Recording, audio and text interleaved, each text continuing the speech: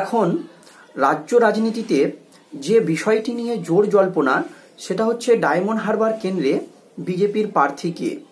এই প্রশ্নের উত্তরে কি বললেন বিরোধী দলনেতা শুভেন্দু অধিকারী সমস্তটাই জানবো আজকের এই প্রতিবেদনে।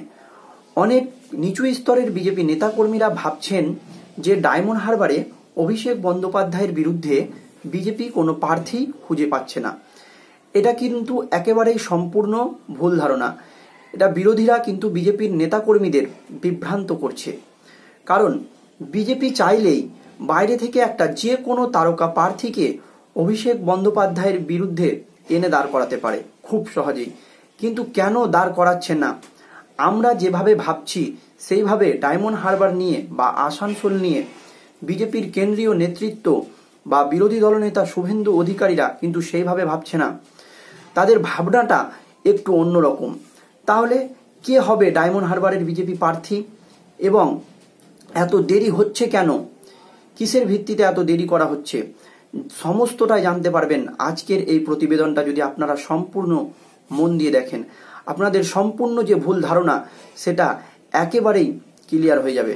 তো চলুন আর দেরি না করে শুরু করা যাক। এখনো পর্যন্ত বাংলার প্রার্থী ঘোষণার ক্ষেত্রে 3 দফা প্রার্থী তালিকা প্রকাশ করেছেন বিজেপির কেন্দ্রীয় নেতৃত্ব, কিন্তু বিস্ময়করভাবে এমন 2টি আসনের প্রার্থীর নাম সোমবার পর্যন্ত অঘোষিত, যেগুলি জানতে দলের নেতাকর্মীরা খুবই বেশি আগ্রহী। সেটা হচ্ছে আসানসোল আর ডায়মন্ড হারবার। বিজেপির নেতাকর্মীরা তো আগ্রহী, তার থেকে বেশি আগ্রহী তৃণমূলের নেতাকর্মীরা। কারণ তাদের মনের ভিতরেও কিন্তু একটি ভয় কাজ করছে যে কাকে প্রার্থী করবে, কোন তারকা প্রার্থীকে এনে দাঁড় করাবে, অভিষেক বন্দ্যোপাধ্যায় হেরে যাবে না তো, এরকম ভয় তাদের মনের মধ্যেও কিন্তু কাজ করছে। তাই জন্যই তারাও কিন্তু বিভিন্ন রকম বক্তব্য দিচ্ছে যে অভিষেক বন্দ্যোপাধ্যায়ের বিরুদ্ধে হয়তো প্রার্থী খুঁজে পাচ্ছে না বিজেপি। তা কিন্তু একেবারেই নয়, এটা সম্পূর্ণ ভুল ধারণা। কারণ একটি হচ্ছে অভিষেক বন্দ্যোপাধ্যায়ের আসন ডায়মন্ড হারবার এবং অপরটি হচ্ছে পরপর 2বার জেতা আসন আসানসোল। আপনারা কি জানেন এই 2টি আসনই হাতছাড়া করতে চাইছে না বিজেপি। তাই খুব ভেবেচিন্তে এই 2টি আসনেই প্রার্থী দিবে বিজেপির কেন্দ্রীয় নেতৃত্ব এবং বিরোধী দলনেতা শুভেন্দু অধিকারী। কারণ তাদের ভাবনা চিন্তা একেবারে সবার ধরাছোঁয়ার বাইরে। আপনারা একটি কথা সবসময় মনে রাখবেন যে বিজেপি একটি সর্বভারতীয় দল, তারা এমনি ক্ষমতায় আসেনি গোটা ভারতে। শুধু বিজেপি নয়, শাসক দল তৃণমূল এই আসনের প্রার্থীর নাম জানতে চাইছে।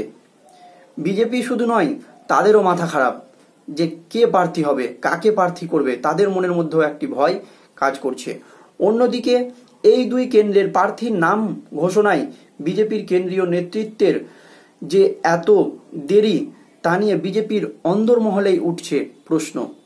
অনেক রাজ্য বিজেপির নেতৃত্ব যারা নিচু স্তরের কর্মী তারা প্রশ্ন করছে কবে প্রচার শুরু হবে, কাকে প্রার্থী করা হবে।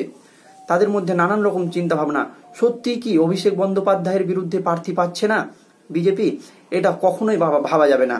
এটা একেবারেই সম্পূর্ণ ভুল ধারণা। সেই ভুল ধারণাটা আপনারা দেখুন আজকের এই প্রতিবেদনটি, একেবারেই ক্লিয়ার হয়ে যাবে। তৃণমূল নেতৃত্ব মনে করছে, বিজেপি নয়, তৃণমূলের কিছু কিছু নেতৃত্ব মনে করছে যে প্রথম দিকে বিজেপি এই আসনের জন্য প্রার্থী খুঁজতেই হিমশিম খেয়ে যাচ্ছিল।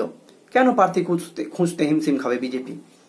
বিজেপির প্রার্থী নাই, খুব সহজেই ডায়মন্ড হারবারে প্রার্থী দিতে পারে। একটি স্ট্র্যাটেজি আছে, সেই জন্যই প্রার্থী দিচ্ছে না। প্রতিবেদনটি দেখুন সম্পূর্ণ। কঠিন আসন বলে রাজি হয়নি পদ্মের অনেক পরিচিত মুখী, বলছেন বিরোধীরা। কঠিন আসন বলে অনেকেই রাজি হয়নি। কেন রাজি হয় না, কি না জানি কঠিন আসন। দেখুন, তবে দাবিদার 3 জন। তবে 3 জনের নাম উঠে এসছে প্রার্থী তালিকার মধ্যে। যদি সবকিছু ঠিকঠাক থাকে তাহলে 3 জনের মধ্যে এই একজনকে করা হবে। কি কি সেই নাম সেগুলো দেখে নিই, তারপরে জানবো যে কাকে করা হবে। 2014 সালের প্রার্থী হওয়া অভিজিৎ দাস, তিনি 2014 সালে ডায়মন্ড হারবার থেকে প্রার্থী হয়েছিল অভিজিৎ দাস, কিন্তু সে হেরেছিল। কিন্তু তখন বাংলায় বিজেপির পরিস্থিতি অন্যরকম ছিল। আর এখন যে বিজেপির হাওয়া সেটা কিন্তু একেবারেই অন্যরকম। কংগ্রেস থেকে বিজেপিতে আসা কৌস্তব বাগচি খুব হেভিওয়েট প্রার্থী, কিন্তু তাকেও এখনো আনুষ্ঠানিকভাবে ঘোষণা করছে না বিজেপি। এর পেছনে কারণ আছে। এবং পদ্ম শিবিরের আইনজীবী প্রিয়াঙ্কা টিবরিগল, তার নামও উঠে এসেছে। কে প্রার্থী হবেন তা নিয়ে জল্পনা থাকলেও বিজেপি সূত্রের খবর, বিরোধী দলনেতা শুভেন্দু অধিকারী এ নিয়ে কেন্দ্রীয় নেতৃত্বের কাছে গিয়েছিলেন। এবার চলুন আসল পয়েন্টে, এবার চলুন জানুন যে কেন প্রার্থী দিচ্ছে না। রাজ্য বিজেপির একাংশের নেতা মনে করছে, যারা উচ্চ নেতৃত্ব রাজ্য বিজেপির, তাদের ধারণাটা এরকম, ডায়মন্ড হারবারের প্রার্থী ঘোষণায় বিলম্বর পেছনে শুভেন্দু অধিকারী এবং কেন্দ্রীয় নেতৃত্বের অন্য অঙ্ক রয়েছে। এটা হচ্ছে মূল কারণ। কি অঙ্ক রয়েছে দেখুন। ভাঙড়ের আইএসএফ বিধায়ক নওশাদ সিদ্দিকী ওই আসনে প্রার্থী হতে চান। আসল খেলাটা এখানেই, যে নওশাদ সিদ্দিকী ওই আসনে প্রার্থী হতে চান, কিন্তু তারা আনুষ্ঠানিকভাবে এখনো প্রার্থী ঘোষণা করেনি বা নওশাদ সিদ্দিকীর নাম ঘোষণা করেনি। তাই জন্যই বিজেপি ডায়মন্ড হারবার নিয়ে ধীরে চলো নীতি গ্রহণ করছে। এটা যারা বিজেপির নিচু স্তরের কর্মী তাদেরকে ভাবতে হবে। তাদের চিন্তাভাবনাটা আপনারা দেখুন, যে আমাদের থেকে তাদের বা বিরোধী দলনেতা শুভেন্দু অধিকারী বা বিজেপি যারা কেন্দ্রীয় নেতৃত্ব, তাদের চিন্তাধারাটা কেমন। ধর্মের ভিত্তিতে ডায়মন্ড হারবার আসনের যে জনবিন্যাস, তাতে নওশাদ প্রার্থী হলে ভোট ভাগাভাগির অঙ্ক অনেকটাই বদলে যেতে পারে। নওশাদ সিদ্দিকী যদি প্রার্থী হয় ডায়মন্ড হারবার থেকে, তাহলে খেলা একেবারেই বদলে যাবে। এটা আমাদের রাজ্যের বিরোধী দলনেতা শুভেন্দু অধিকারী ভালো করেই জানেন, এবং এই কথা তিনি কেন্দ্রীয় নেতৃত্বকে, বিজেপির যারা উচ্চ পর্যায়ের নেতৃত্ব, তাদেরকে জানিয়ে দিয়েছে। তাই জন্যই ধীরে চলো নীতি গ্রহণ করছে বিজেপি। আপনারা আরো দেখুন, বামফ্রন্ট তথা সিপিএম জোটসঙ্গী আইএসএফকে ওই আসন ছেড়ে দিতে রাজি।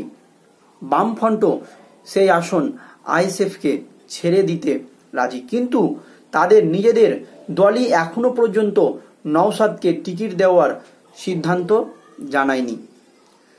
আইএসএফ যতদিন না ডায়মন্ড হারবারে প্রার্থী দেবে, ততদিন না শুভেন্দু অধিকারী প্রার্থী দেবে না ডায়মন্ড হারবারে। এই কথাটি আপনারা মিলিয়ে নেবেন। সহজে তো দিবে না, দেখুন কি বলছেন। এই পরিস্থিতিতে বিজেপি প্রার্থী ঘোষণার আগে আইএসএফ এর দিকে তাকিয়ে আছে বলে মনে করছেন পদ্ম শিবিরের উচ্চ নেতৃত্বের একাংশ। কি বললাম, যে যতক্ষণ না আইএসএফ প্রার্থী ঘোষণা করবে ডায়মন্ড হারবারে, ততক্ষণ না শুভেন্দু অধিকারী ডায়মন্ড হারবারে প্রার্থী ঘোষণা করবে না। কারণ সেক্ষেত্রে ভোট ভাগাভাগির হিসাবে অঙ্কটা অন্যরকম হবে। ডায়মন্ড হারবারে যদি নওশাদ সিদ্দিকী প্রার্থী হয়, তাহলে প্রার্থী অন্যরকম হবে। যদি নওশাদ সিদ্দিকী প্রার্থী না হয়, সেক্ষেত্রে বিজেপির প্রার্থী আলাদা অন্য কেউ হবে। এই জন্যই এখনো বিজেপির উচ্চ নেতৃত্ব বা বিরোধী দলনেতা শুভেন্দু অধিকারী ডায়মন্ড হারবারে প্রার্থী ঘোষণা করছে না। এটা আমাদেরকে জানতে হবে। কিন্তু বিরোধীরা একের পর এক উস্কানি দিচ্ছে যে ডায়মন্ড হারবারে বিজেপি প্রার্থী খুঁজে পাচ্ছে না, যাতে তাদের ফাঁদে পা দিয়ে বিজেপি তাড়াহুড়ো করে প্রার্থী ঘোষণা করে দেয়। কিন্তু আমাদের রাজ্যের বিরোধী দলনেতা শুভেন্দু অধিকারী অত বোকা নয়, তিনি তাদের চালে কখনোই পা দেবে না। যতক্ষণ না আইএসএফ ডায়মন্ড হারবারের প্রার্থী ঘোষণা করবে, ততক্ষণ না বিরোধী দলনেতা শুভেন্দু অধিকারী ডায়মন্ড হারবার কেন্দ্রে প্রার্থী ঘোষণা করবে না। আর ডায়মন্ড হারবারে কিন্তু ভোট শেষ দফায়, সেক্ষেত্রে অত চিন্তার কোনো কারণ নেই। তো আজকের প্রতিবেদনটি এখানেই শেষ করছি। প্রতিবেদনটি যদি ভালো লাগে তাহলে অবশ্যই ভিডিওটিতে একটি লাইক দিবেন, এবং পরবর্তী প্রতিবেদন সবার আগে পেতে আমাদের চ্যানেলটি সাবস্ক্রাইব করে আমাদের পাশে থাকবেন। ধন্যবাদ।